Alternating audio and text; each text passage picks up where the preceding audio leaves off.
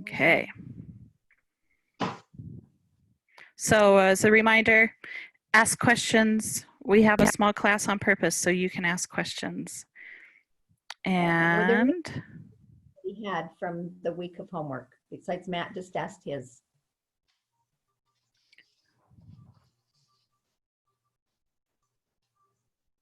I have a quick question.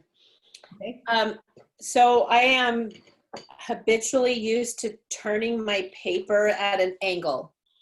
And you are saying, if I understand correctly, you said to hold your paper straight in front of you, right? So then my wrist starts to habitually, I'm cocking my shoulder, I'm trying to, how does this look like so that it's natural feeling? And that's part of the key, is so that it is natural feeling. One thing is, I always work on a slant, but I'm guessing you're working flat. And if you are working flat, sometimes you do have to turn your paper a little bit so you can see what it is, or you've got to get up higher so that you can have a more comfortable reach with your arm and your elbow in relationship to the table. And it's been a long time since I've worked flat other than workshops. You know, I always do a slant board. And so that makes it easier to put right in front of me. And okay. But if you you're don't, not turning the paper to the angle of your writing. not with Italic. Okay, I just have to get used to that then. And part of, with the broad edge, you'll do it with the pointed edge, with the pointed pen, and that's to facilitate the mechanics of the pen so that the tines can split and they'll split evenly and you'll get even pressure. But with the broad edge, you're dealing with angles. And so if you can figure out how to tilt your paper and still get the right slant and the right angles, then do what's most comfortable. But for learning purposes, and until you're feeling more confident with that, it's a little bit easier for us to teach you the angles and the pen angles and the slant with your paper straight onto you. Okay. So when you're older. When I'm older. So when you're holding the pen and you're putting this on the page, I'm sure you're going to go over this. It's already at an angle then, is what you're saying. I don't have to twist my arm and try to hold it like this. I'm just going to hold it like this. Yeah. All right. Yeah, your hand should be comfortable. All right, that's what I was trying to figure out. Thank you. Sorry if I'm jumping ahead. No, that's good. That's okay. Okay, we were going to, do we want to start with any homework that anyone wants to show? Is anybody interested in show and tell? Questions? We did questions already. Okay. I wanted to revisit paper again, just because I think paper is important. I learned from several teachers, even when you're practicing, if you don't have good paper to work with, it's so hard. If you're not seeing the crisp lines, the thicks and thins, because of it could be because of your paper. And if that's the case, then you're not going to get any confidence and you're not going to learn, the letter shapes like you should. And so it's important to have good paper to practice on. Now we showed you Gordon Riley layout bond last week, and that's a good one. There's also, and we talked about Gilbert bond. I'm happy to send anybody 8.5 by 11 sheets of Gilbert bond if they want. That's a really good paper to use. It's not cheap though, so it's like, oh. And that was one reason why I sent you the guidelines that did the whole page, because I thought, gosh, if I'm doing practice on this, I want to use the whole paper, not just the center, you know. So I want you to know I did like 20 exemplars to try and get one that I thought was good enough to send to you. And then I put the spacing too close on the bottom page, of the page. But anyway, the Gilbert Bond is a good paper. There was another one I found, just a grid pad that I had bought at Staples. And when I put ink on it, it actually was pretty good. So, you know, something that would be easily accessible and not too expensive. One side of the paper has 5 squares to the inch, and the other side of the paper has 4 squares to the inch. So that was just something to think about, but that was another good one. There's also a Strathmore drawing pad that has good tooth to it, and they're readily accessible. There's, oh, there it is. Brecken's holding it up. This one, the 400 series. There's also, John Neal has a paper that's kind of a cardstock. It almost feels like a parchment, but sometimes I'll do work on that, like especially if I'm doing something for reproduction. It has a pretty good tooth to it, and I meant to grab it upstairs and so that you could see what it is, but it's just some paper that John Neal has, and I'll bring that next week so you can see what that is, but it's not very expensive. The problem is that I have found it's not 8.5 by 11. It's more like 9 by 12, maybe, but it's also not always square. So I have to make sure when I'm lining the paper that I square up the lines on it, because I've tried, you know, doing it from the edge of the paper and then it isn't square. And I'm like, wait, what's wrong with this? You know, so anyway, that's just another paper that is a good one to use. But make sure you have a good paper and make sure you put lines on them. It helps so much with the shapes of your letters, and it just helps so much. I don't know. Help me, Brecken, with the verbiage on this. It just, it makes such a difference when you can use lines. You know, I do chalkboard things too, and I just did a couple, and you have to have lines. Oh my gosh, if you don't have lines, you can't. I'm going to show you one I did. When I took a class from Sheila Waters, she she drilled it. You have to have lines. They're not a crutch. They're not, it's what you learn with. And when you've practiced for 40 years and you can do it, then you still have at least one line on your paper. She always had a baseline, and she didn't have the X height, but she always had the baseline and the slants that she was teaching with. So even Sheila Waters uses guidelines.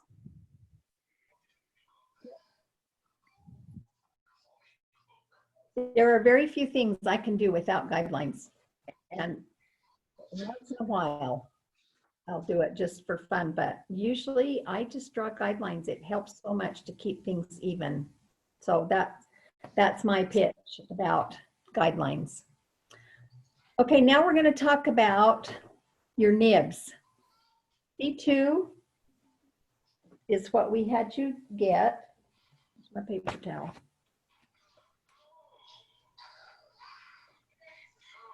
A Speedball C-2 is just it's a good place to start. If you have Browza or Mitchell, that works too. I have Browza and Mitchell. I usually like Mitchell's the most, and I usually use them when I'm doing finished pieces, but I really like the Speedball C-2 as well. So how many of you have new nibs?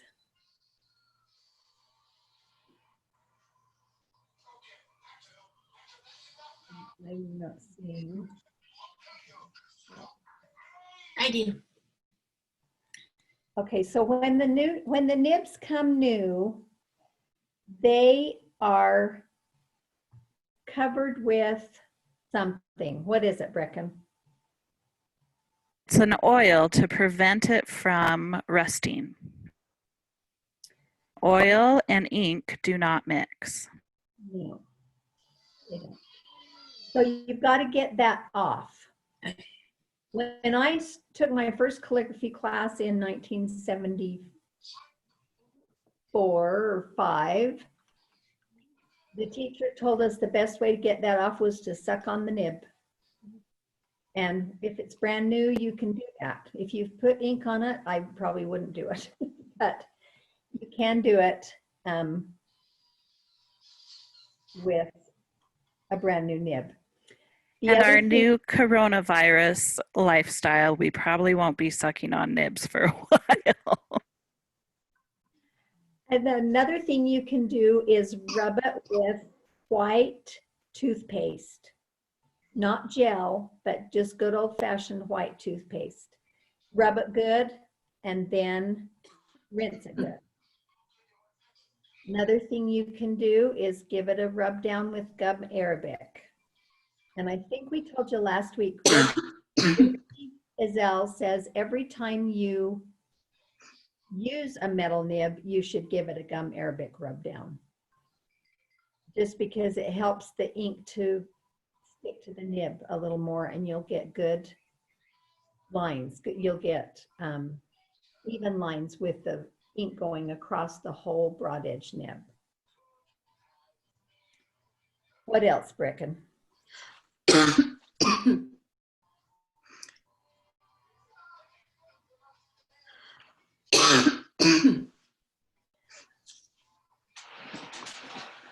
One thing we're going to ask is that everybody mute yourself except Brecken and I right now. And then remember, if you have a question, you can push the press down the space bar and ask the question, and then you'll go back to mute. So if you would all do that, that would be great.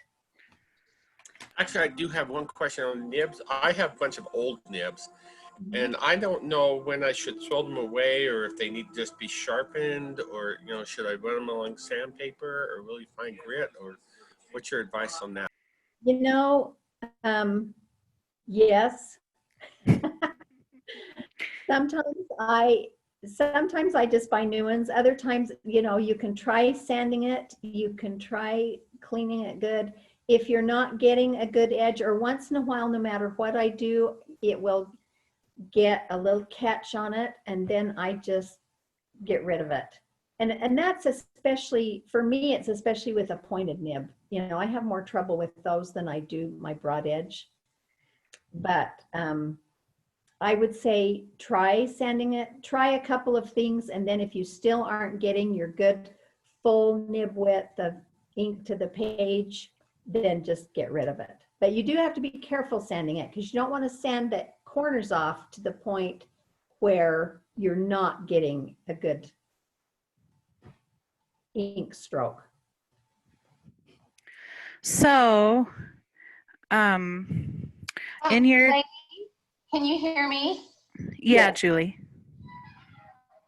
Could you hear me? Yes. Oh, could you hear me right then? Yes, we can, Julie. Can you hear us? I can hear you, but my screen doesn't. Oh, okay. I see the mute on there now. It wasn't on there. Okay. So, wait. Okay. Oh my gosh. I am a very bad techno dinosaur. There you go. So your pen holder, we prefer, because Diane Von Arx told me that you want a round pen holder. I used to have the Browse pen holder. It has two sides, but it doesn't roll. And I loved it because I could put it in my hand and I would tell when I was twisting my pen and changing the pen angle. And she said that I couldn't do that anymore. I needed a round pen holder. So I'm not even going to let you have the crutch of the browser. This silver part is called the globus, and inside you see these little prongs. And when you're putting your nib in, you want to put it where that red part on here is. Sometimes you'll see beginners try and stick it in between the prongs, and that will destroy the globus, which is fine. You can order a new one and put it back in your pen holder, but it doesn't hold it tightly. So that's where that curve of your nib goes, in that red part. This is called the reservoir in here. And the Mitchell nibs come with one you can put in the back, but it tightens up the nib and people don't like it. And these work fine without the reservoir. But the speedballs all come with the reservoir.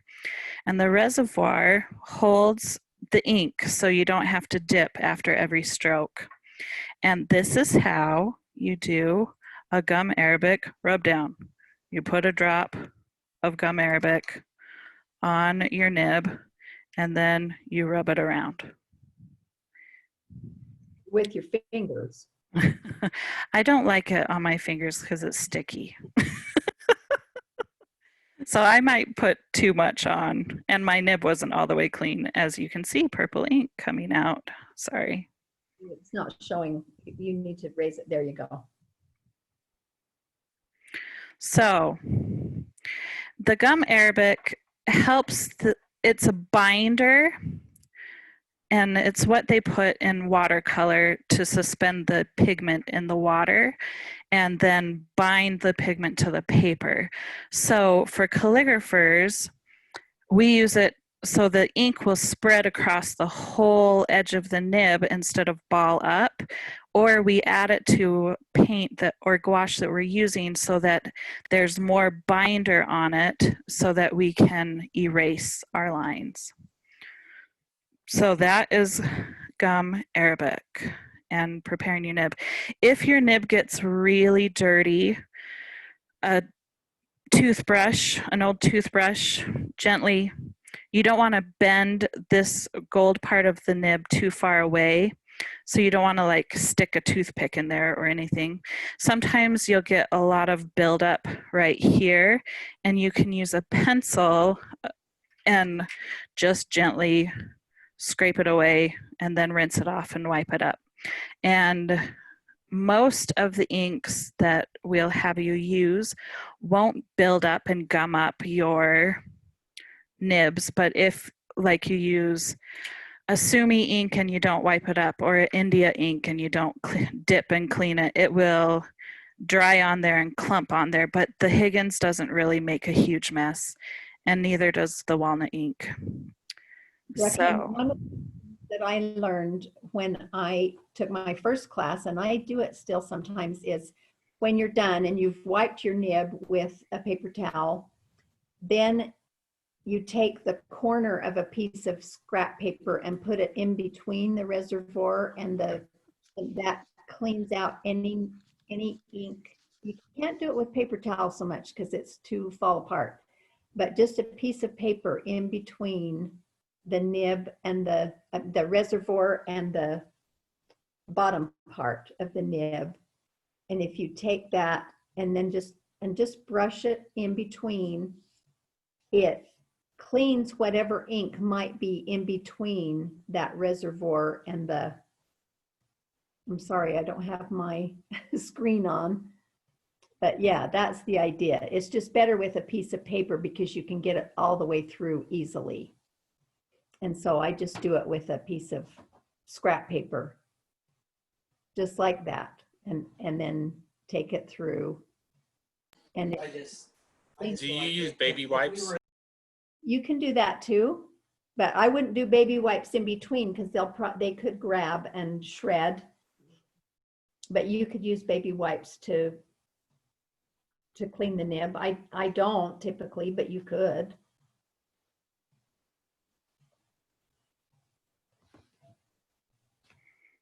After I talked about holding it in there, I flung the nib right out of my pen holder. So that's what I was doing, getting my pen back.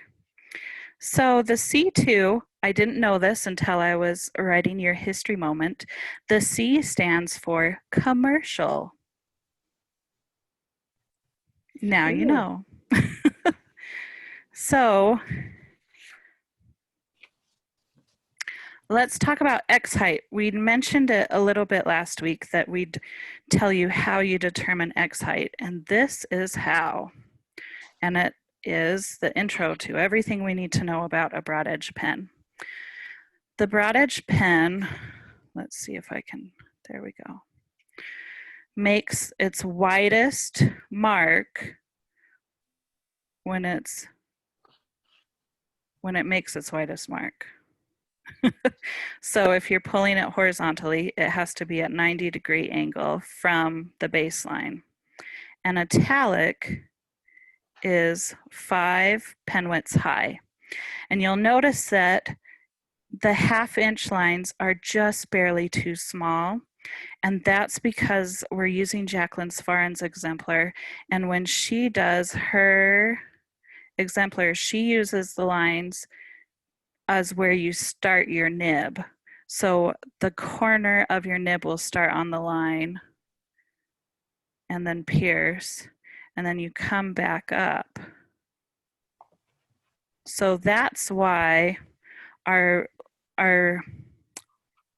guidelines are a 1/2 inch, but your letters are going to be slightly taller than that.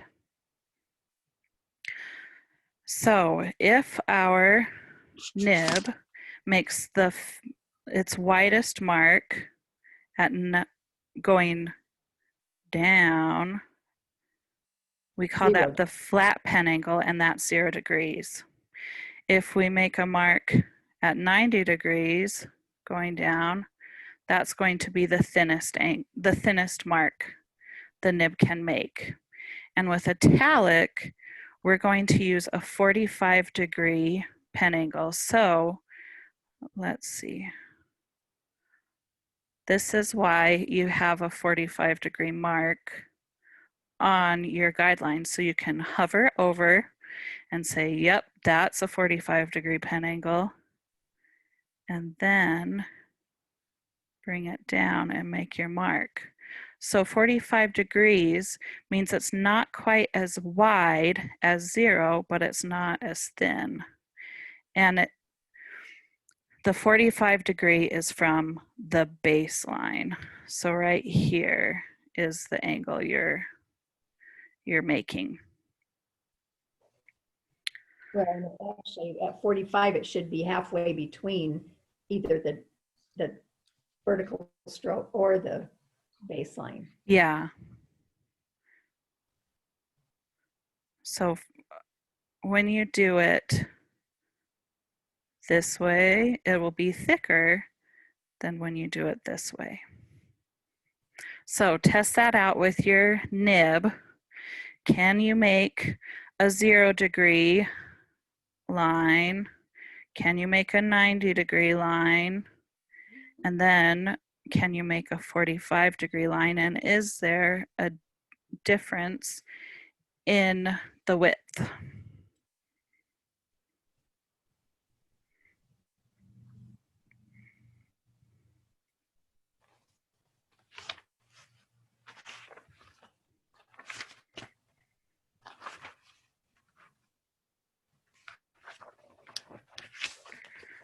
So if you are going to be brave and use a different nib than a C2, you will figure out your X height by, let's see if I can get this on the screen, by doing the same exact thing,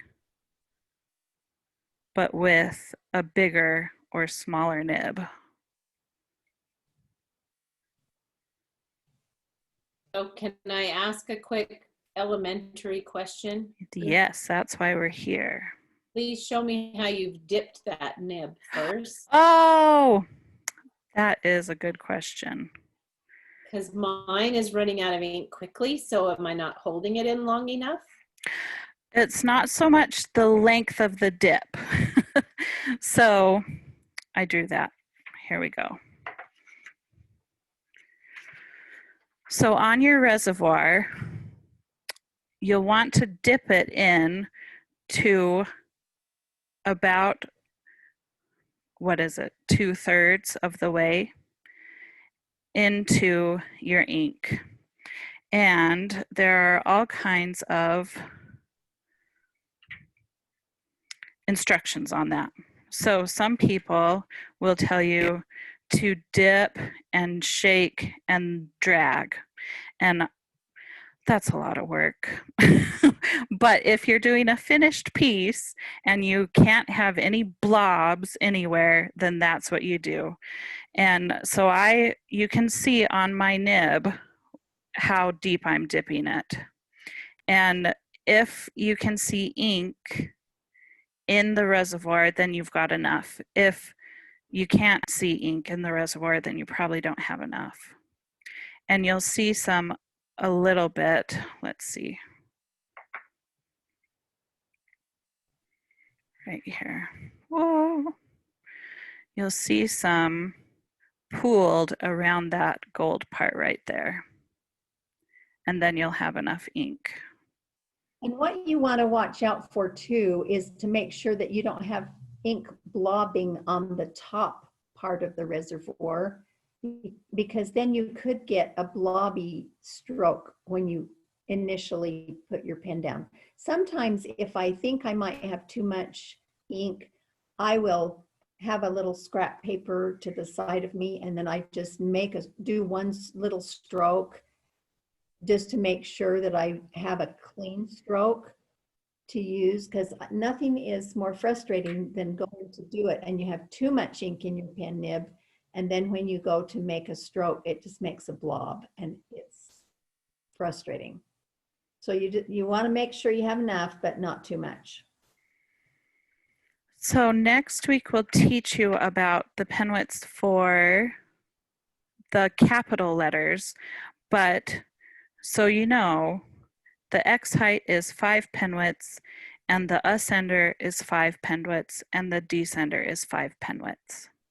So now you have the equipment to be able to figure out any nib you have, how tall to make the X height. So this one would be, it's not having fun yet. Will be smaller if I can get it to write. 1, 2, 3, 4, 5.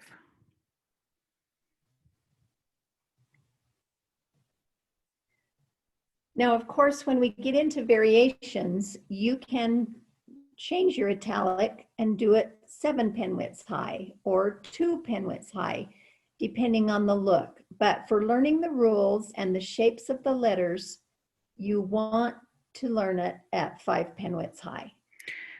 And then once you're comfortable with that and the shapes, then you can start changing. And we'll talk about that when we talk about variations.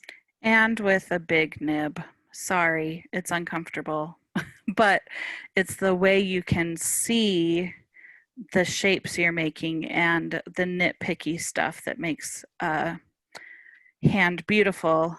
And if you can do it big, you can do it little, but if you can do it little, sometimes you can't do it big. True. So then here is interlinear space. So we talked last week about how you need to have a descender and an ascender space between every X height line. And this one, I didn't do that. How did I get away with not having a descender line and an ascender line? Oh You used a laser. My brain is a laser. I meticulously laid it out to make sure that none of my descenders would be in the same places where my ascenders were. And so if you have a limited space, then You are permitted to do that, but you have to lay it out first so that you make sure that you're not going to have any collisions. Unfortunately, you had a quote that doesn't have any that do that, but you might have. And so one thing to look at is if you forget the ascender on a letter, you can't, like if you take the ascender off of an H, it becomes an N. But if you left part of the descender off of the P or the F and shorten it, you can still read that it's a P or an F. And so sometimes if you have conflicts with a descender reaching an ascender, you can shorten the descender so that it doesn't interfere with the ascender, and you can still read the letter. Does that make sense? And the funny thing about our brains is you can, the top of the letters are what our brain reads. The bottom of the letters are there to be pretty. But our brain only really needs the top of the letters to be able to read it. So that's why you can mess with the descenders, but you need the ascenders to be strong. And that's how you can put your interlinear space closer together so that it's not so drawn out. Okay. Okay, Brecken, I wanted to have you show them since you've got your thing. Show them with the pen angle at 45 degrees. Do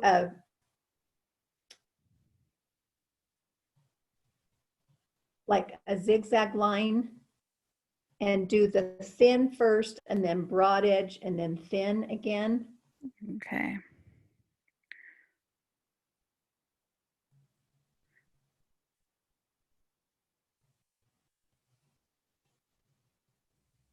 Okay, I'm not saying it the right way.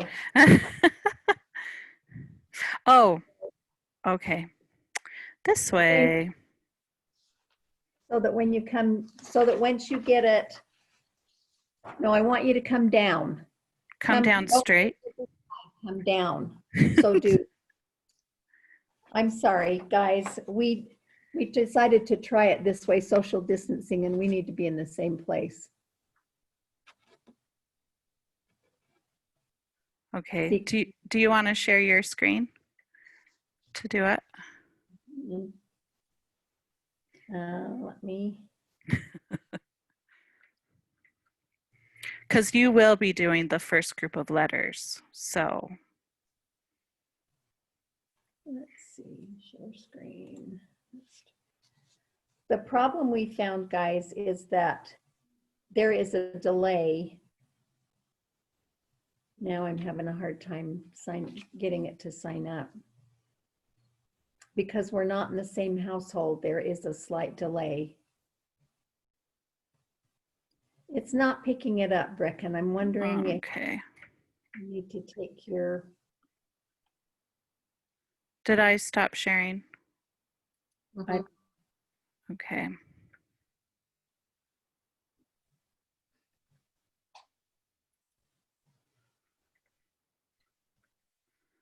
Well, let's see. Come on. We did test this before you all got on. Great. Oh, let's try this. There was something.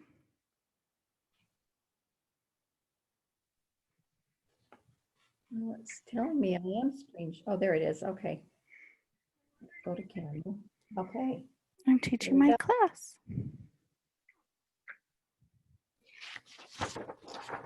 Okay. So what I want you, oh, now it needs to be,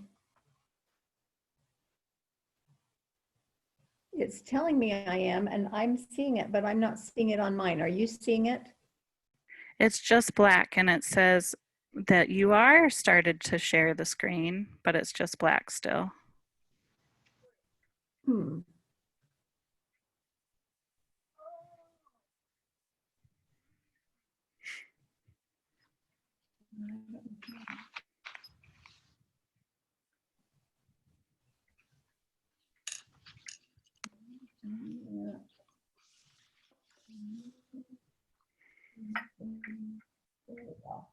There we go.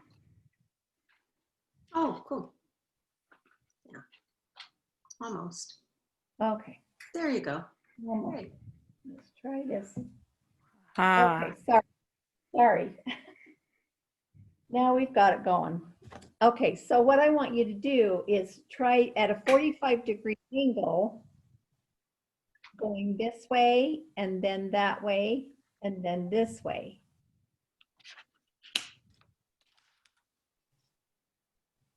So that when you start adding it to a curve, you can see how you use your thins and your thicks. But start with just coming down at a 45, going down the other direction, and then down again. That's another pen stroke exercise to do to get used to the C nib. Your pen's at a 45. Now see, there's too much ink. 45, then go 45 the other way, and then 45 down again. Because then when you curve it, you're going to see how to make an S, for one thing.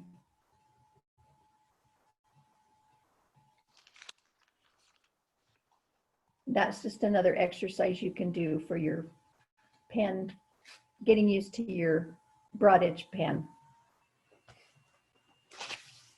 Then the other thing that I think, were there any other pen exercises, Brecken, that you had in mind?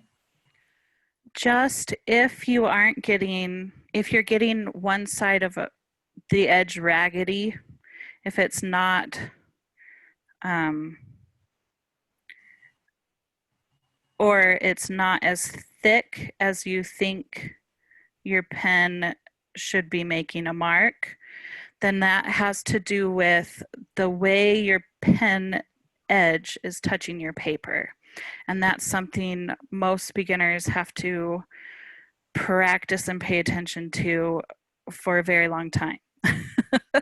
So if you're getting a really thin stroke, but you think, oh, my pen angle is right, it's either the ink isn't spread across the whole nib or the whole nib isn't touching the paper.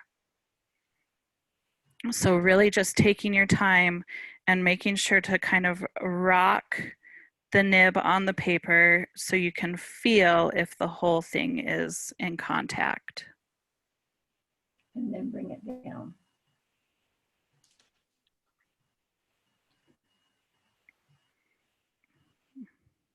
I'm sorry, it keeps going out of focus. Rocking is a good word for that. Another, you can either rock it back and forth like this, or you can kind of do this a little depending on what your stroke is going to be. Because you don't want extra hanging out.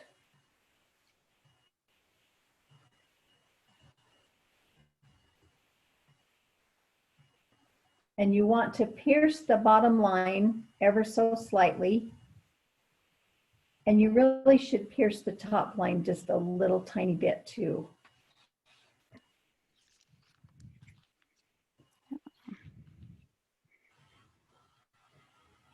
So we sent you several exemplars, and partly to show you that every calligrapher has their own version of Italic, and there are things that carry over in every version.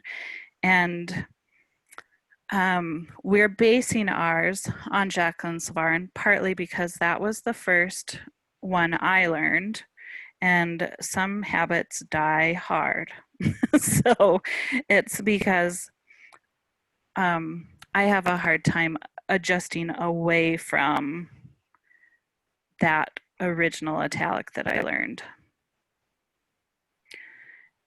And the other thing is, Jacqueline Savarin is mostly one stroke italic, and we sent you Annie Sacali's for the ductus in case pushing the pen nib is uncomfortable or you can't get it to do what you want it to do when you're pushing it. So that ductus on Annie Sacali's is another perfectly acceptable way to form the letters. It's a little slower, but it's not wrong.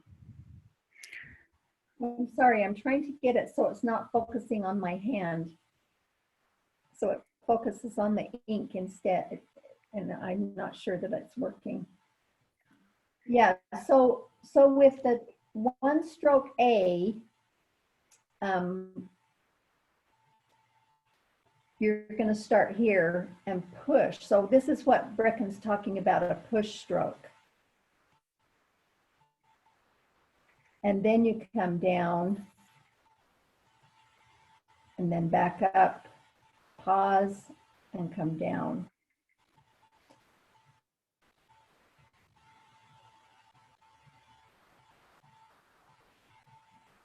And when I first took my first class, I learned more the Annie Sacali way, and we started here. I'm waiting for the delay. And then pulled this first stroke, and then back here and came down.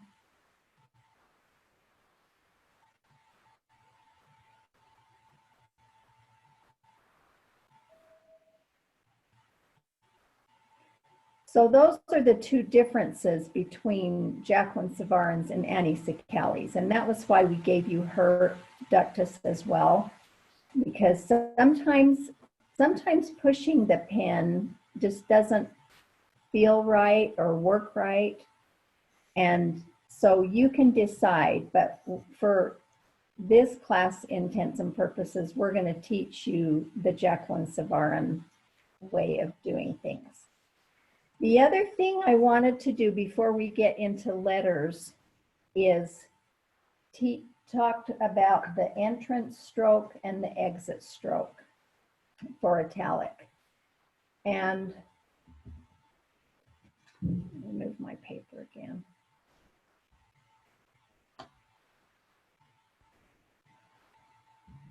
You're starting at a 45-degree angle. Get your ink flowing, and then you're going to do just a little circle, almost like you changed your mind. And then you do the same thing on the other side. Oh, we've got to fix this camera, this light.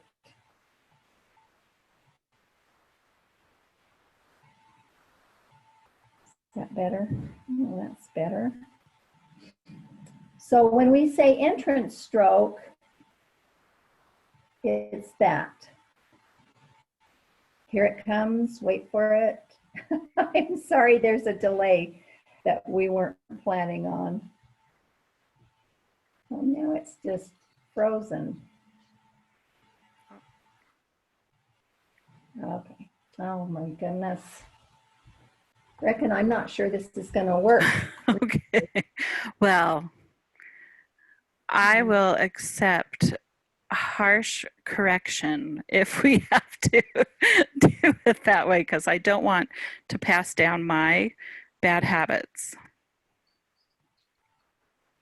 Okay, I'm just gonna hold it instead of putting it on the little holder thing. Okay, so when we say entrance stroke, that. Some entrance strokes on letters, tops of letters, are just a straight line and then down. but most of them are a slight curve like that. And that counter space comes from the mother O. So in foundational hand, the mother O is a circle. And so all the entrance strokes, the counter space will be a circle.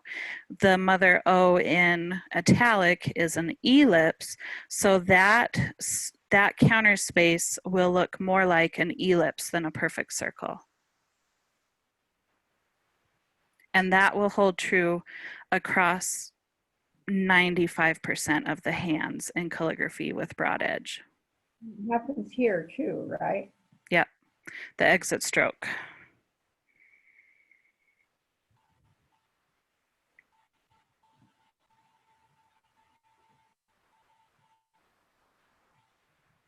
And when you get that, you've made an eye.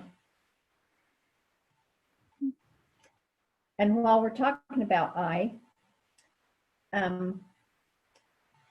Jacqueline Savarin says either do just a little tick like that, or you can do something like that. But she said in a piece, don't do both.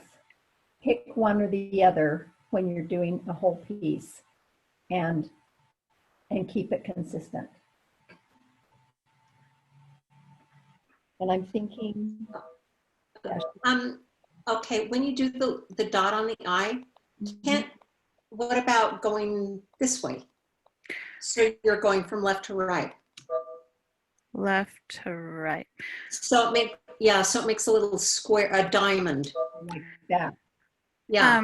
You won't see that with italic because it's too strong. So you will see a little teeny bit and then down to the left, but a diamond would be too eye drawing for italic. Okay. And if you can't do the other thing, then fine, do a diamond. But Well, but if you can't do this stroke, then just go like that.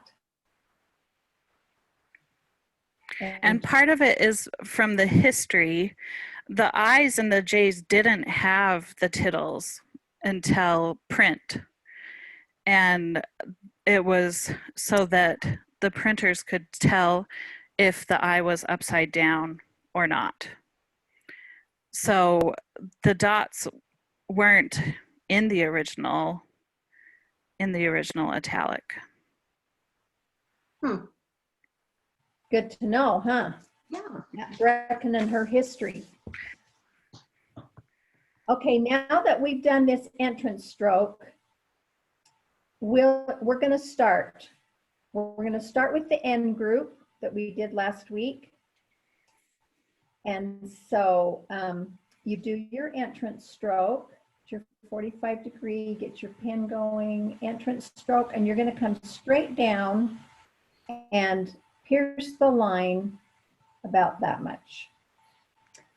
Don't lift your pen. I did so you could see it, but don't lift your pen.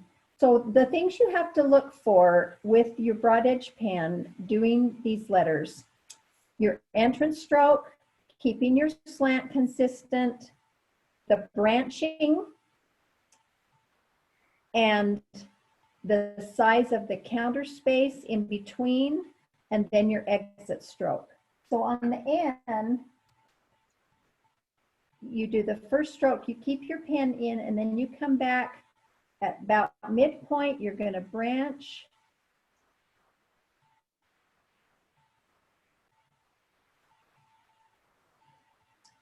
Now I want to talk about the branching for a minute. Jacqueline Savarin has it branching at about the midpoint. And she said by 2/3 you should have completed the branch. So there's the branching, and that's pretty close to 2/3. But what is important with this is, I don't have a good eraser. Where is it? Is to make sure that you have this little bit of weight right here. Some Italic, they do a branch that is, well, now I can't even do it wrong. After a week of heavy practicing. Now that one has, actually, that is a little more desirable than this one. Can you see just that little tiny bit of weight right there? It gives it strength on the letter. If you have just a stem and then you have straight like this, it's too awkward. And what's the other reason, Brecklin? I mean, it's just not as desirable to look at, but it doesn't give it the strength it needs. It's also more historically correct to have the weight there. And you will see contemporary italic with that really thin branch, but it'll immediately signify that it's contemporary instead of a studied hand. And it might start lower too if it's going to be if it's going to be that thin all the way. So this is more what you want, this or this. That one tends to be just a little heavy, but that one's maybe a little bit light, but I still can see the weight there. Okay, the counter space on the N is supposed to be about 2 nib widths, 2 to 2.5 nib widths. Now see, there's 2, so it's just, so it really works to do it between the two 3/8 inch guidelines.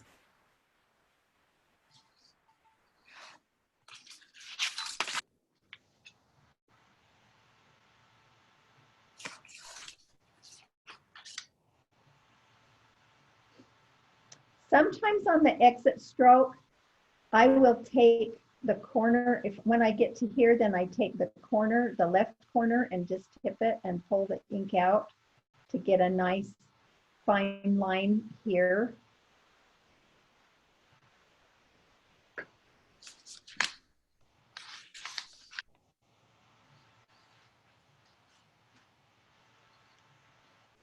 Okay, the M, we're going to move right along here. You start the same way. The M is not as wide of counter space. The counter space is only 1.5 nibs. So you're going to come up, branch, and that was kind of an awful branch. Then you're going to come up and branch again. The key is to get those two even, which I did not, because I'm holding a phone and lettering at the same time. Let me just look at the letter and then.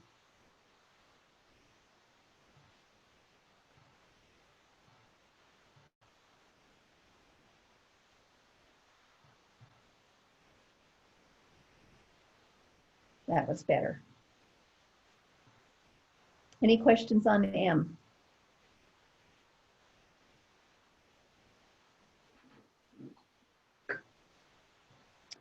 Okay, H, pretty much the same, only you've got a taller stem, right? So when you start it, kind of rock your pen nib back and forth, pull it down. Now I can tell that my pen angle isn't 45. That's a flatter pen angle. Here's the line a little bit on the bottom. Then come up and branch and come down and do your exit stroke. So you're watching your spacing here. You're watching your slant. You're watching your pen angle. And then, and the spacing here, you know, determines the width of your letter. The other thing you can do for the tops of ascenders is the one that extends, or kind of a flourish. And when I do that, I come in from the top and come down a little bit. And then I come back and do this. Now, and that wasn't a very good example. Brecken was saying that when we learned from Diane von Ark, she said, do this part the same as the A, which that looks more like it. When you get a chance, move your phone over a little bit. Oh yeah, that. My phone is attached to the computer with a cord, so I need to. So that made a more smooth transition, but this is a push stroke. You know, but sometimes if you can do that in one stroke, then it makes it nicer looking than obviously that one didn't turn out very well. But that's when I first learned Italic, every ascender had this. The H, the L, the B, they all had it. And it's okay to do them all that way. You just have to be careful, like we said, about your letters that you've got above. You know, if you have well, and see, obviously this one went above the descender line. But if you have a Y up here and you've got this, you got to be real careful about what happens.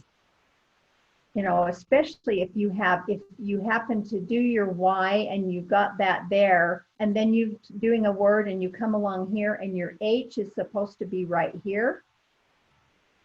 If you do an H there, it's going to be a real hot spot. So if you had an H there, I would start it lower and do it there like that, rather than cross it. Because if you cross it, I mean, you can get a real mess. Okay, we're going to go to the letter B. Now B has got this same branching here, but remember we're doing that second ellipse. So we're going to do, now on her page, she just starts, and the B coming down, branching, parallel, and pushing to there. That's how you do it in one stroke. If this is hard to do, to push it, I would suggest tipping your pen down a little more than holding it up straight. But the other thing you can do is come down, go back up, branching, parallel, stop about there, and then come back here and pull your stroke there. And that's acceptable too. Am I going too fast? Can I ask a quick question about the top of your B? I noticed that in Annie's exemplar, she has the entry stroke. And then for yours, you just start right in. Is there one or the other, or is that just? I think it's a personal preference. Yeah. Okay. Yeah. So she has more like this, and I don't know that you would want to do the curved. I don't think I care for that as much. I think, and then I think too, it's kind of something that you would pay attention to if you were having two B's together. Then I think you would do, maybe let's just try something here.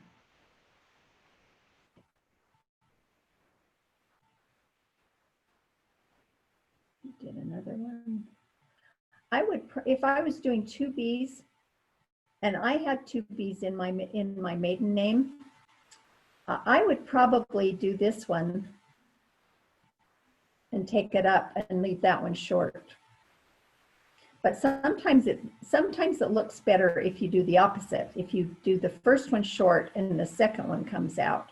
Just depends on what's in front of it, what's on top of it, whatever. But a lot of times when you have two letters the same, two F's or two M's or two B's, two L's, you don't want them to be exactly the same. That's not to say you should never do them exactly the same.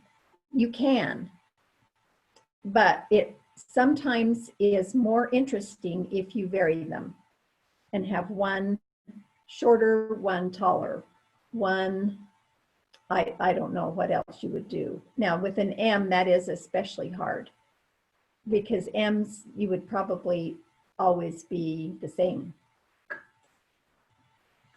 Okay, the next letter is P. So we've got the same ellipse and that same triangle right here.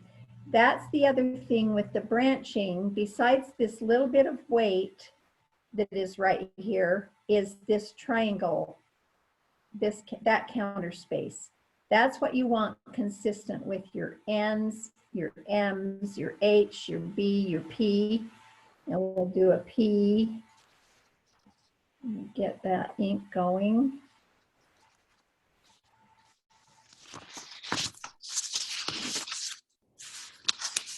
And sometimes that push stroke right there is kind of hard. Well, there, look, we just did a J.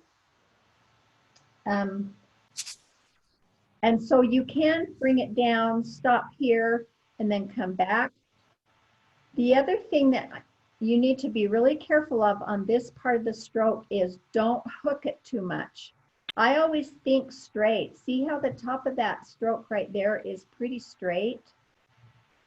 If you start making it curvy, it hooks too much and it looks juvenile, really. Okay, so then on the P, you're going to come back in your stem stroke about right here so that when you get to the middle, you can branch and come around and you can push that.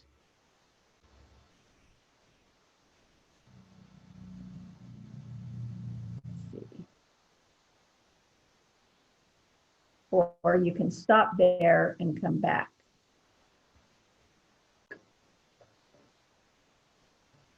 Same thing on if you do two P's together. I wouldn't hook both. I would make one longer than the other.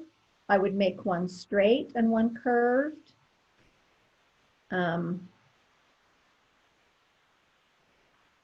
You know, and then when we get into flourishing, you could see how you could do a flourish on the end of one of them. But that's just another thing to think about. Okay, the next letter is R. R will be pirates. Entrance stroke, down, pierce the line slightly. Don't lift your pen. Pause, come back up, branch.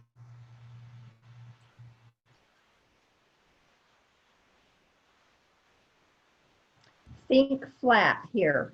Don't think curvy. You don't want an R that looks like this.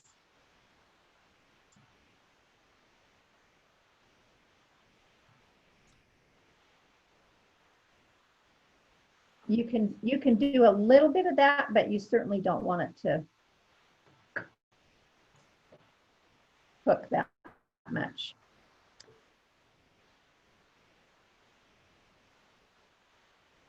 Okay, the next one is K.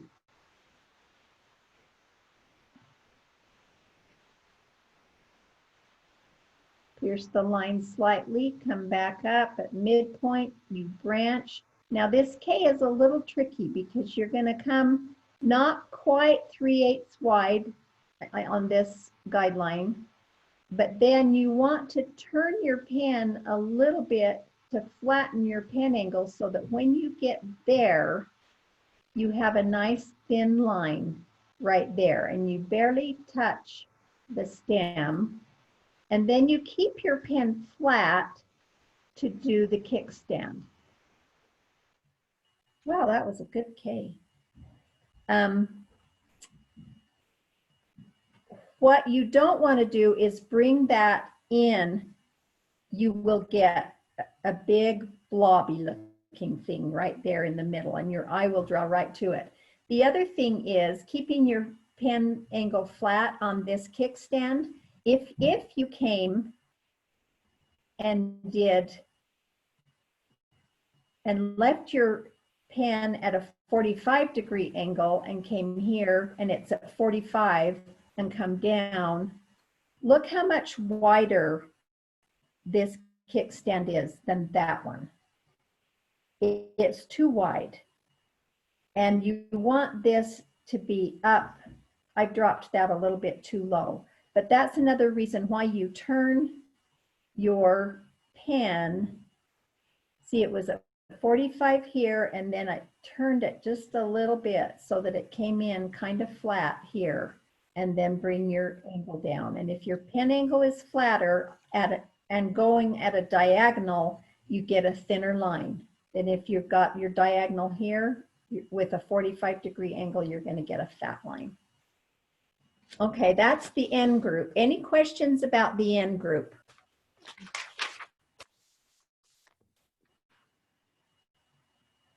I'm going to set my phone down for just a second.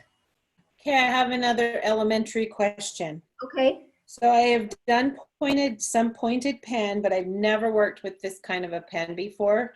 If I'm doing things similar, is there a play on how much you push and how much you don't push to get the thin and the thick lines, just like you do a pointed pen? No, it's different muscles. So there isn't any pressure to change the thin and the thick. It's all the pen angle.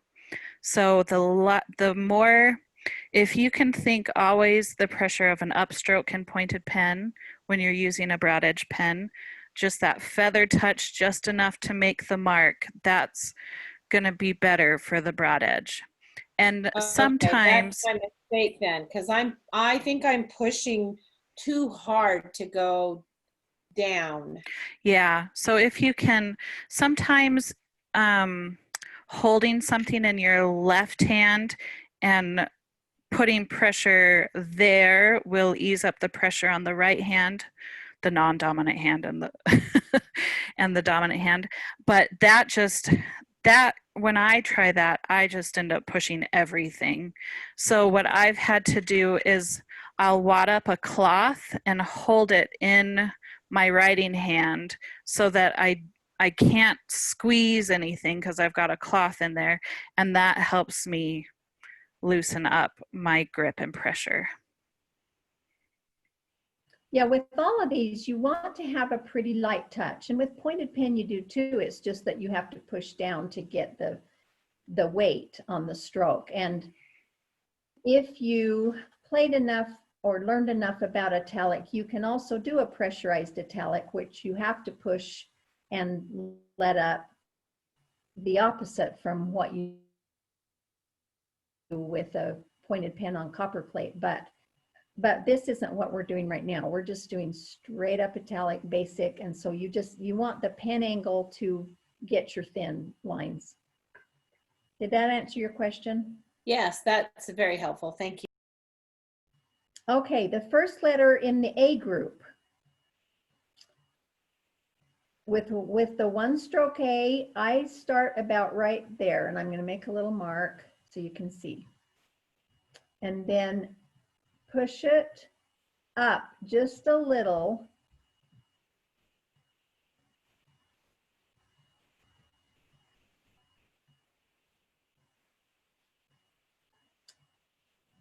I don't think it's supposed to be flat here. There's supposed to be a slight curve. Is that right, Brecken? Yep. Yep. And explain to me how you do yours. I do it that way. I push up and bulge the line, and then I curve down on my thin, and then I think that front of the cricket head, and then the jaw, the chin and the jaw. Yeah, so that first part, you've drawn that ellipse that we learned last week. And this is the base on the A, the D, the G, and the Q. And so it's a really good idea to get that shape down because you use it for so many letters. When I first learned Italic, we started here and we went this way so that we weren't pushing, and then came down and up and down. And because when I learned it, you didn't push your pen at all. Everything was a pull stroke. And that's kind of the case with the two-stroke, like Annie Sicali's Ductus. But I think if you can learn, I think it makes smoother letters if you can learn to push it, but you have to not push hard. You have to push lightly when you're pushing your pen. And then, you know, I think it makes a smoother letter if you can do it in one stroke. Okay, then D, we're going to do the same thing. Then when I get to here, I stop and just go straight up and bring it down so that it covers that. It's the same as if you did it in one stroke, but sometimes it's really hard to make it look, sometimes, you know, I mean, look at that, because it's thinner up here than it is down here. It just doesn't, it's harder to make a nice stem when you do it, when you keep your pen on the paper all the way up.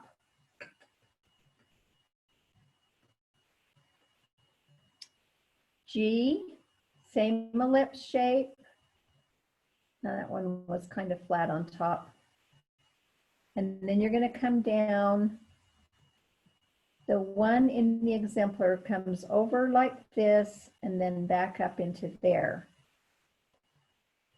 I don't always use that G, but it's pretty.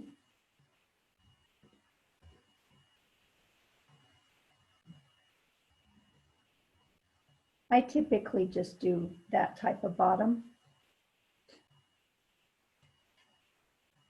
I gotta move my paper again.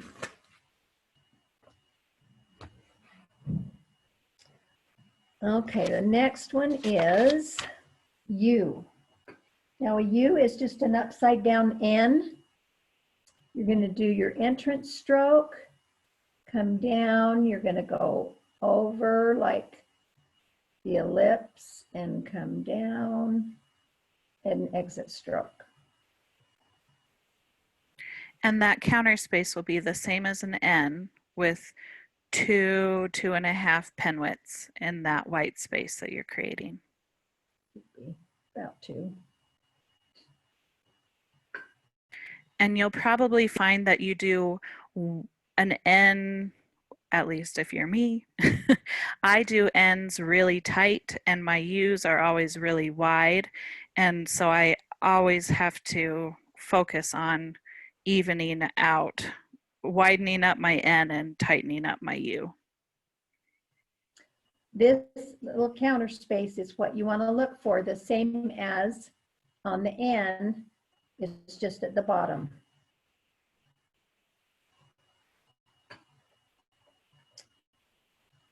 Then the Y, and this Y is the UY. Remember we talked last week about that. Jacqueline Savarin does not do the UY. She said avoid it. But Sheila Waters does a UY and Annie Sicali does a UY, and I think it's fine. But so this is the UY. Brecken will teach you the other.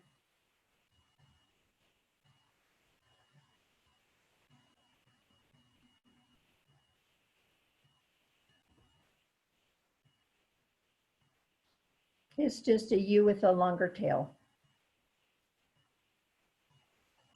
When you do this stroke right here on the bottom, think flat. Don't think about it being too curvy or you'll get something really contrived. Well, that's not too bad. But some of them, I don't know. Some of them get too loopy. Okay, the L.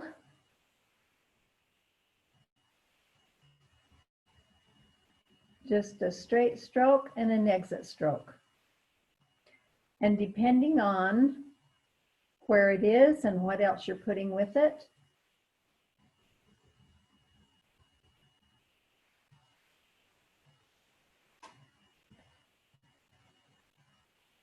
you can flourish the top, you can leave it short, you could put a little cross or little, whatever that thing is called.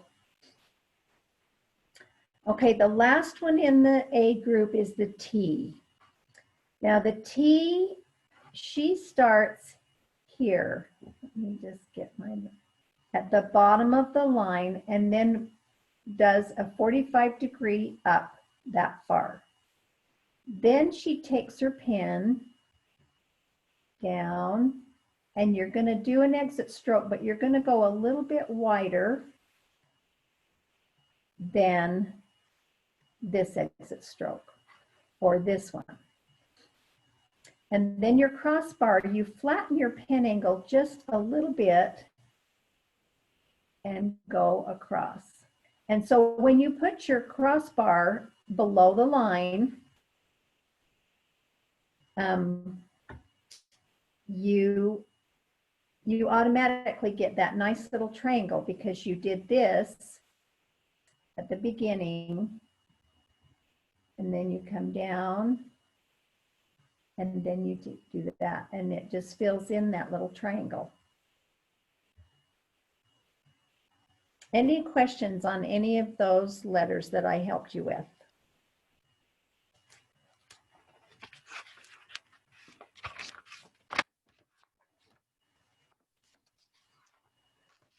Okay. So we'll switch who's sharing screens. Okay. Can you see my screen? Great, thank you. Okay, so I'm going to show you the O family, but I often forget what O's are supposed to look like. So for my handguard, I folded the exemplar and I'm going to put it where I can see the letter I'm trying to make. So instead of having just a regular handguard, I have my exemplar right here. So I can make the O while looking at it. So I'm going to show you the next thing I do. I have to check my pen angle. So I hover it above my 45, then I come back down, and because we're doing Jacqueline's Farin, that top right corner touches the top guideline. I come around, I pierce, and I stop when I get to the thin. Then I come back into the ink, come around and pierce, and stop when I get to the thin. And this mother O now determines where our thins will be on most of the letters, where our thickest part of the letters will be. And that's why we call her the mother, because we can look at her and tell what the rest of the alphabet will look like. So the next thing. The other thing is, you mentioned going back into the ink when you start your second stroke, but you also need to overlap at the bottom and go into the ink a little bit at the bottom too when you end your second stroke. So you overlap both on both ends. Our C will be the same first stroke of the O. Let's see, where's my C? So check my pen angle, then come back down and start right at the corner touching the top guideline, come around and bulge, and stop when I get to a thin. That was a little wide, so I'll do it again.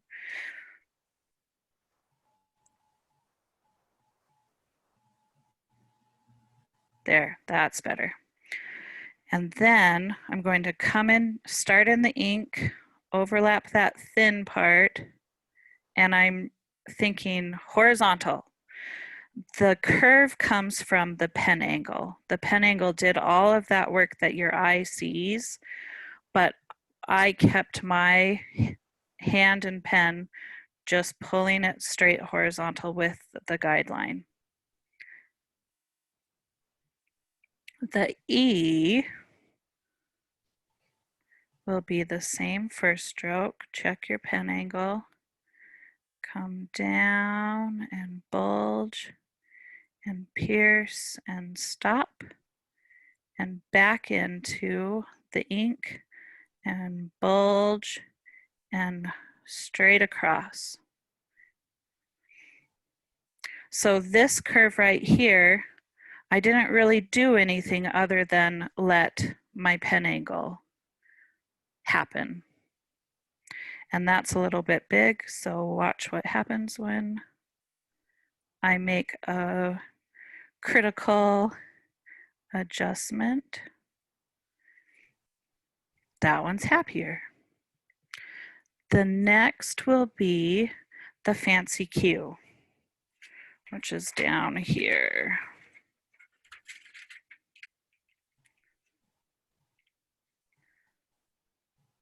So we'll make that O stroke.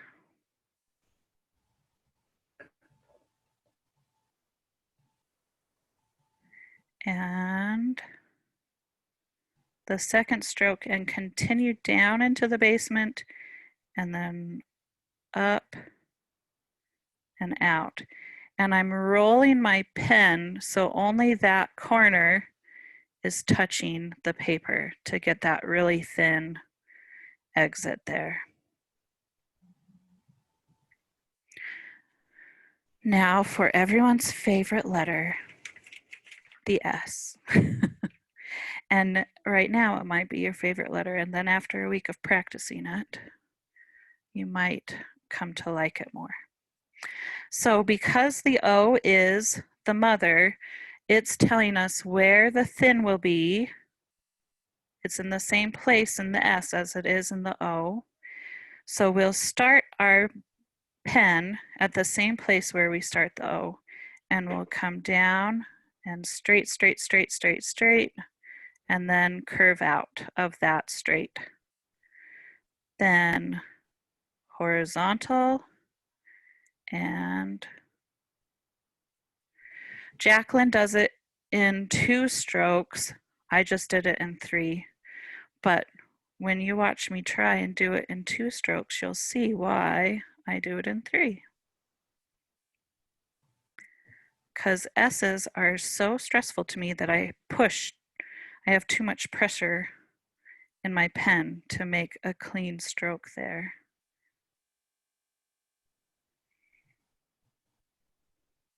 But that one does look better. Well, it's not too bad. So those are the O's. The important thing is that you start the nib and you pierce and you come back in the ink and pierce and go back into the ink and stop.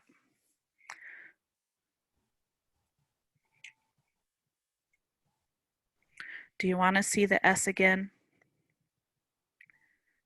Or the fancy Q? Save our souls. Here we go.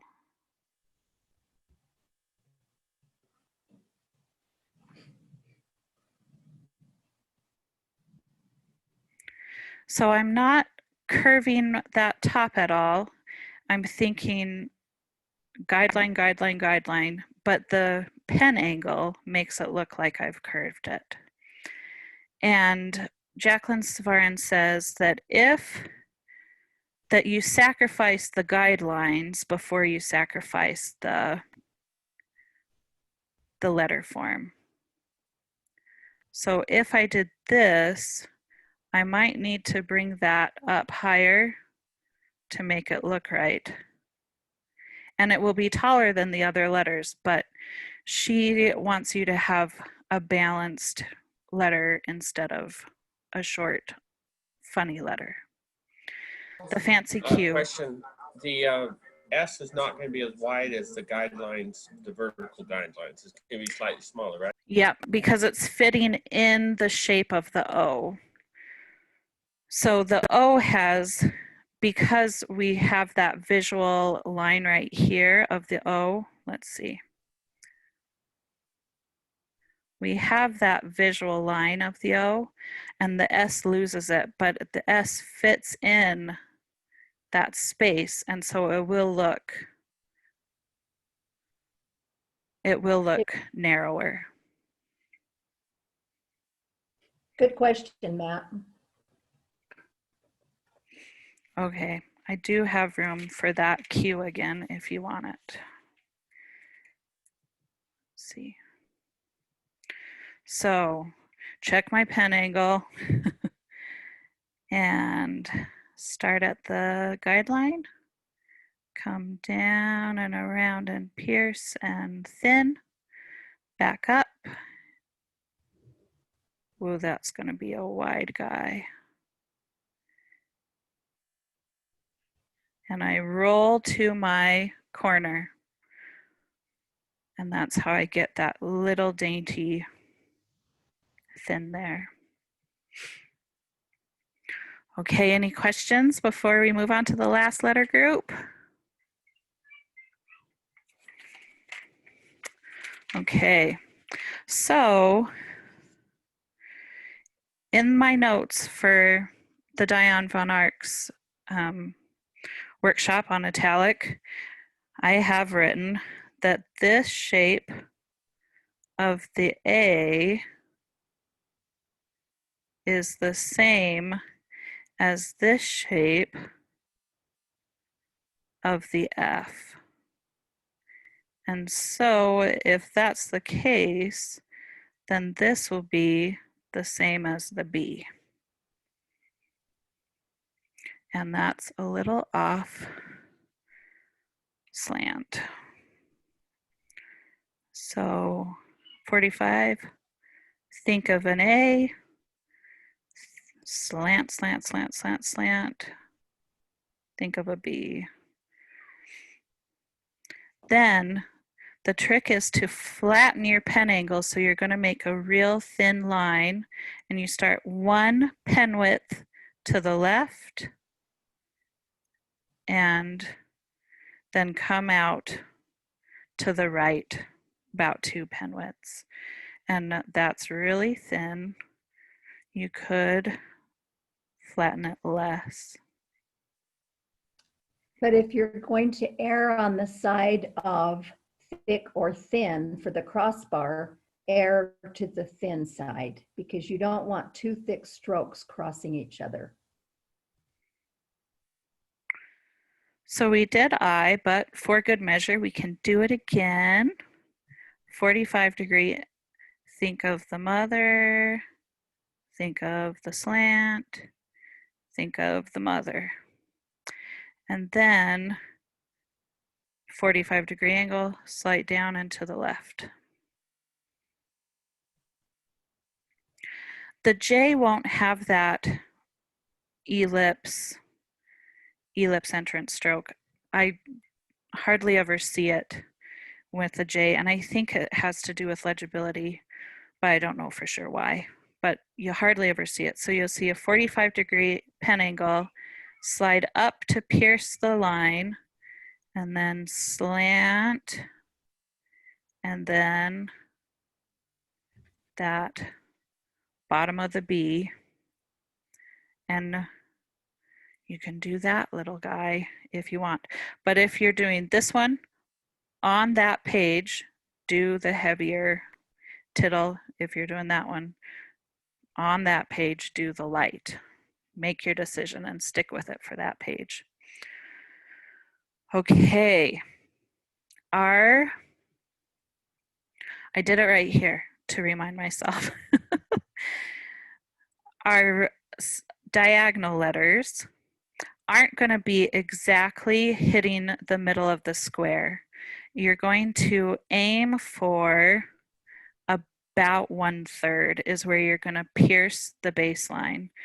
And I always thought that we steepened our pen angle, and looking at Sheila Waters' book and at Jacqueline Sfarin, they don't mention it. So maybe that's for a different hand, and I just started doing it with Italic. So let's see what happens if I keep my pen angle at a 45-degree angle.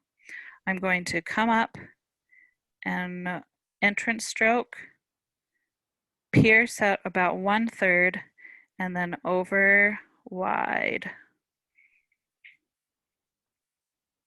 It's a little heavy, so maybe watch what happens if I steepen my pen angle for the W.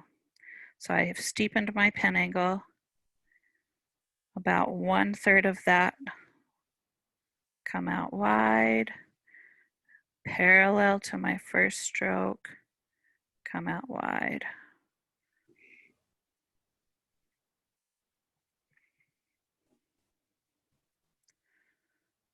I have a hard time doing that second stroke on the V and Pushing it. pushing it up. I struggle with that, and the same on the W. It's easier for me to bring those down. So do you have any hints on that? When you do, just think of there's 2 sets of parallel lines. And when I do it coming down, you see how I have that real generous curve to it. And when I go push up, I don't have that much curve. So be aware of what your tendencies are. And if you think it's beautiful, let it be. If you think it's not, then change it. The X. So I'm going to look at my exemplar, and when you're practicing, this is a good way to practice. I'm going to air trace it. So I have my pen angles about there. I come up and I come down and I exit. So now I'll execute that. Bump, down, exit. And then I'm going to come back over here and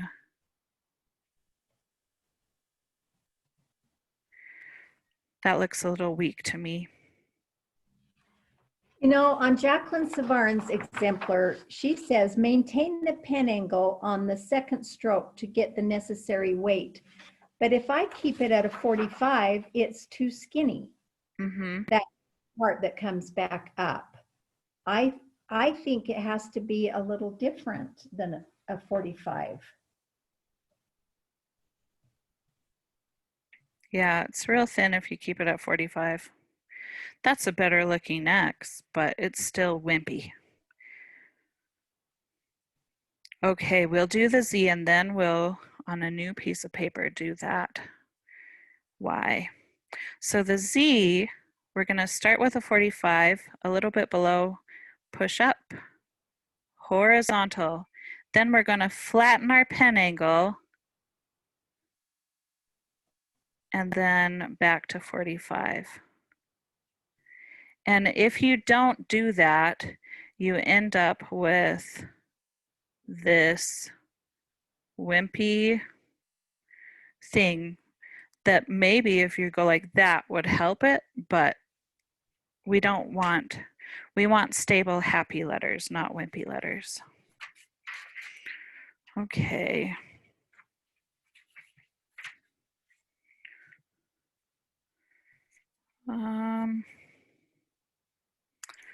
For the Y. Sorry, back to the Z. So for that second stroke coming down to the left on diagonal on the Z, do you flatten it to a 0-degree pen angle or just to like a 30 or something? I probably over flatten it. It's about a 30. And I should have come back to my 45 for that. And because of optical balance, you want this top part to be slightly smaller than the base. Otherwise it will look wobbly or out of slant.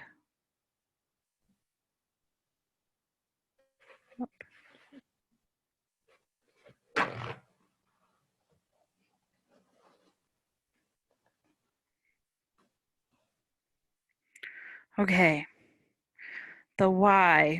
Notice how this Y, there's barely anything underneath the baseline. The tendency is to come down and give too much weight there. So the first stroke is a slightly steeper than 45 degree. You're going to come up and bump diagonal, and when you hit the baseline, you're almost immediately going to come out. Then you come back up here, and I go back down to the 45 for this and come down and overlap. And that was... In looking at Jacqueline Savarin's, she comes down a little farther, I think, on that first stroke before you turn than I did on mine. And I also think it looks like she goes wider at the top than I did on mine. So look at your Jacqueline exemplar, everybody, and that Y is just really hard for me to do. And you are the artist holding the tool. You have permission to say, I practiced it and I'm never going to use it. The other Y is like the U, but she doesn't want it to look exactly like a U. So you're going to widen the top a little bit. And then think about all those other ellipse letters. And I have to come back and meet that way. I'll do it one more time.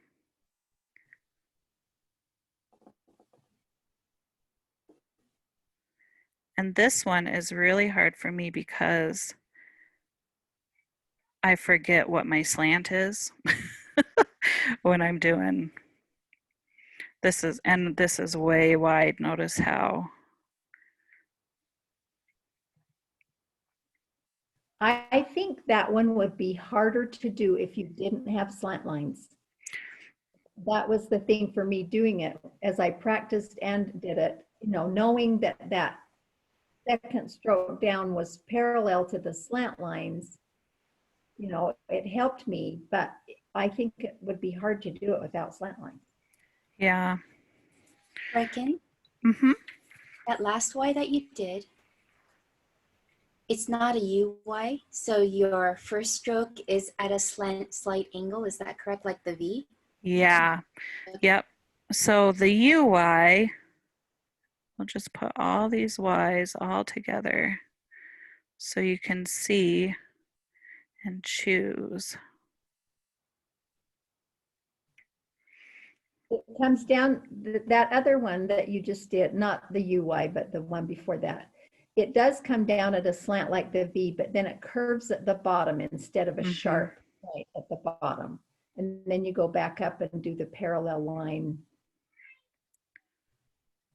Well, it's not parallel to anything except the slant lines. Yeah.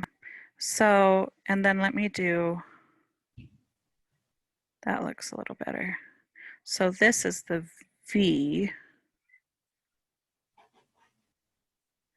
So you can see how they're related to each other, this Y and this V, but getting this shape could be really frustrating. So practice it, and then if you don't like it, choose a different Y. And you are the artist holding the tool.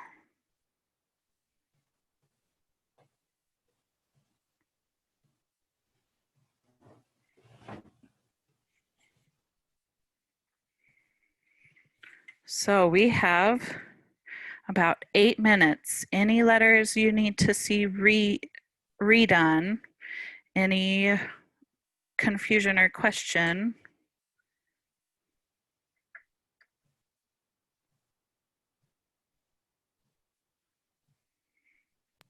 You do an O. I will. I have been practicing O's My all week. computer was sounding funny, so I don't know if it came out the first time. Okay. So I start my pen angle, 45, on my upper right hand corner of my nib is touching the guideline.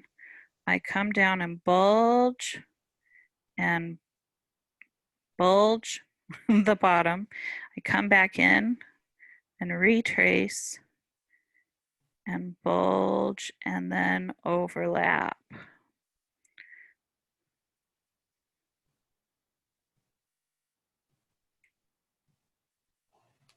I think I'm trying to curve it too much, where you look like you're going almost a straight line. Yep. I know it's bulging, but I keep trying to make that circular O instead of. Yeah. And it really is, I guess I'm thinking, get to where I need to go right here. Get to where I need to go. And then it is pretty straight down on slant and pierce and thin, and then back up and bulge that line, get to where I need to go, and then it is pretty slant. It's almost like taking the first stroke is that second part of the A coming down, and the second stroke of the O is the part of the B that comes down, or a P. You know what I mean?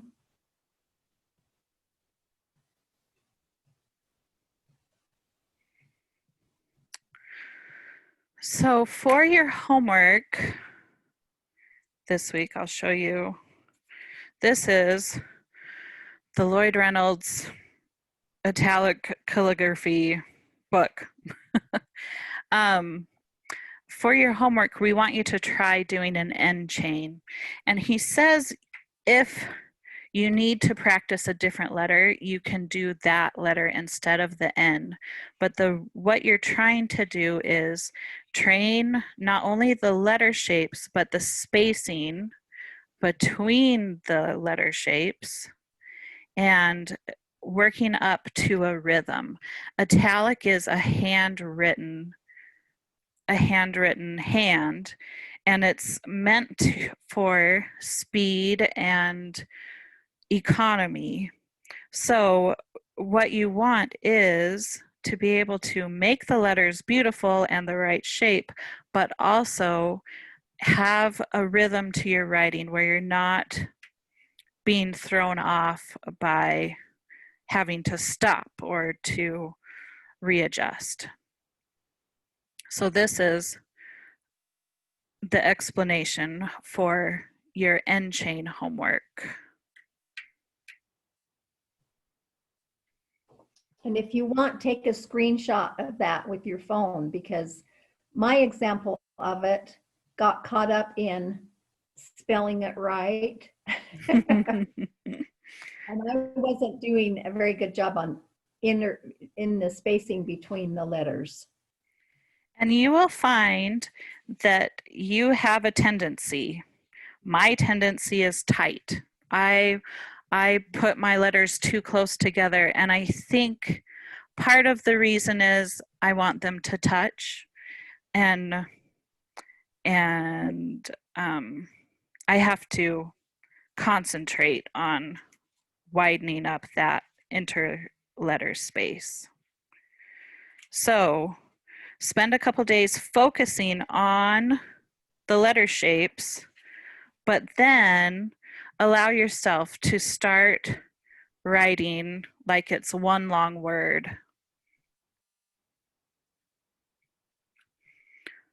Okay. Any other questions? I'll let Jane explain the rest of the homework if. I'm just going to get my little sheet out here. So you're going to do an exemplar.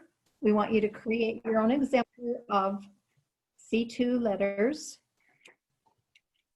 And then do the end chain. We also want you to write a pangram, another one with, I just think it's a good reference to have the pangram, and maybe you have time for some more alphabet, just like that one that Brecken's showing right now. Do it with the broad edge pen.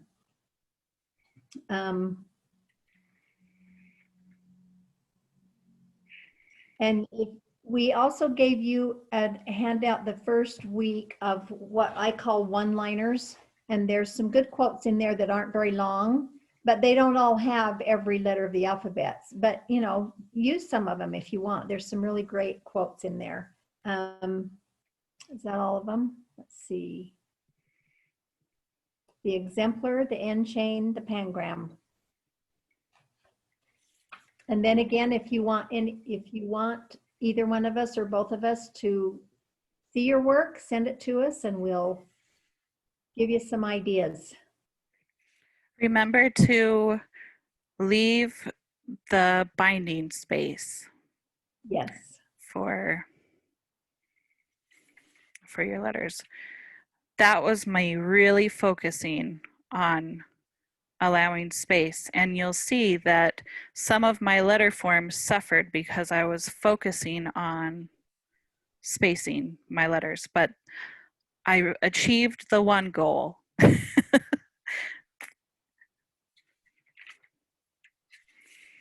Okay, any final questions before we let you go for a week?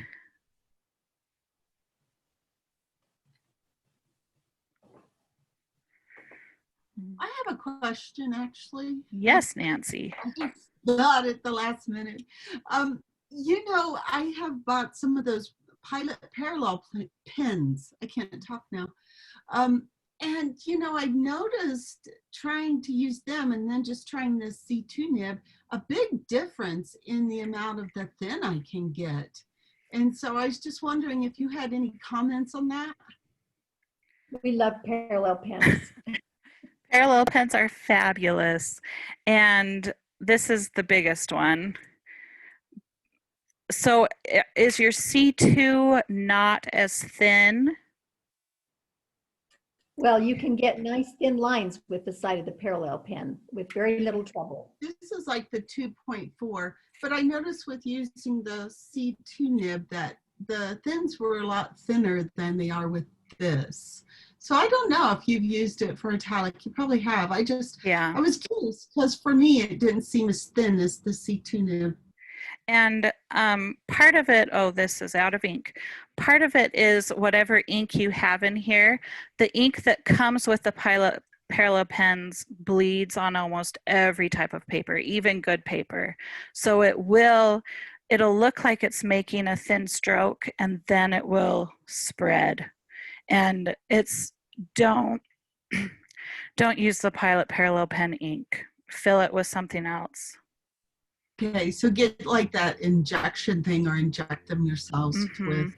And some brave people will use ink.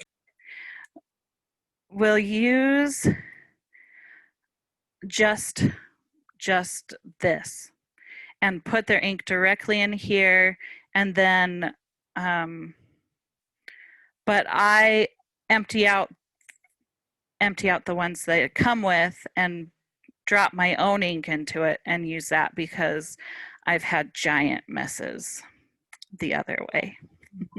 What were you going to say, Matt? Are you using like walnut ink or which one? You can use walnut ink. You don't use India ink or anything that's not water soluble.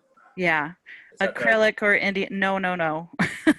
But the Pelican 4001 works well in it. India, Walnut ink works well in it. Higgins Eternal works well in it. You just don't want anything with shellac in it. And there is a way on Carol Dubosch's website. She has some care, and she takes it all apart. Everything comes apart, including the blades, and you can wash it and recover it. So it's a $13 pen, but if you take care of it, it will last you forever. And you know, also I have to say, I got some of mine through Amazon. They were a little cheaper to get the whole set through Amazon, I think, than they were to go through John Neal. So Sometimes that happens. Utrecht also has them, and they're almost cheaper than John Neal.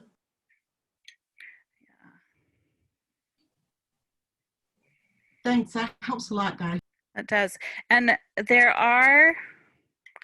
my other ones are all the way over, but they do modify them. So there is a 3mm pen from John Neal. Amazon won't sell them because they're someone hired by John Neal ground down the side of the metal shaft to make it 3mm.